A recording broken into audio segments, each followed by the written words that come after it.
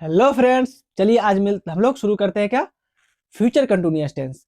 Future continuous tense का सबसे पहले पहचान जानते हैं। पहचान इसका क्या है? जिस हिंदी वाक्य के अंत में रहा होगा, रही होगी, रहे होंगे तो उसे फ्यूचर कंटिन्यूअस टेंस कहते हैं। ठीक है फ्रेंड्स, देखिए इसका स्ट्रक्चर देख लेंगे। स्ट्रक्चर क्या है? सबसे पहले सब्जेक्ट, उसके बाद हेल्पिंग वर्ब में शैल बी या विल बी, फिर वर्ब वन लगेगा उसमें आईएनजी। ठीक है, ये था अफर्मेटिव का स्ट्रक्चर। चलिए दो एग्जांपल लेंगे और समझेंगे।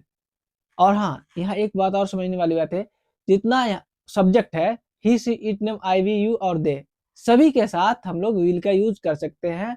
और आपका मन करे तो आई और वी के साथ सेल का यूज करेंगे, सेल वी का। ठीक है, चलिए एग्जांपल लेते हैं। सबसे पहले एग्जांपल है वह पढ़ रही होगी।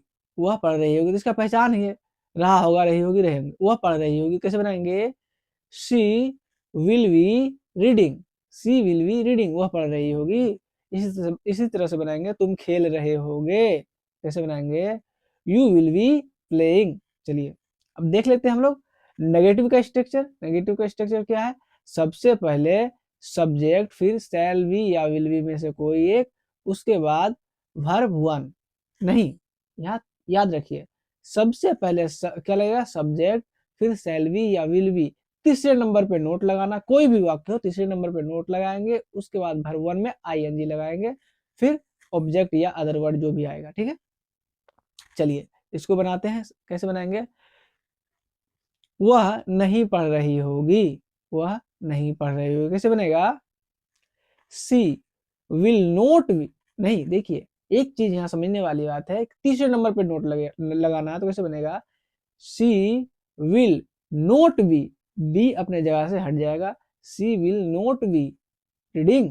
ठीक है, एक और एग्जांपल लेते हैं। पत्र नहीं लिख रहे होगे तो कैसे बनाएंगे?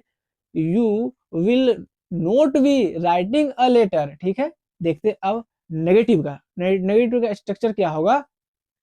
सॉरी, अब अगला देखते हैं हम लोग। अगला इंट्रोगेटिव। इंट्रोगेटिव में क्या करना? सेल और विल, सेल बी और विल बी को आगे उठाकर लाना, बाकी सेम रहेगा। ठीक है, देख लीजिए स्ट्रक्चर देख लिए। अब हम लोग बनाते हैं, आगे बढ़ते हैं। ठीक है, एग्जाम्पल लेते हैं। क्या तुम पढ़ रहे होगे? देखिए, क्या तुम पढ़ रहे होगे तो सबसे पहले क्या लाना है? विल को आगे लाना, वी अपने जगह पे रहेगा। Will you, will you be. देखिए, विल यू वी रीडिंग, क्या तुम पढ़ रहे होगे, इसी तरह से बनेगा। तो हम लोग को क्या लाना है? सिर्फ एक को उठाकर लाना है, विल को अपने जगह पर से, वी नहीं हटेगा, वी जो है अपने जगह पे ही रहेगा। ठीक, ये समझ गए।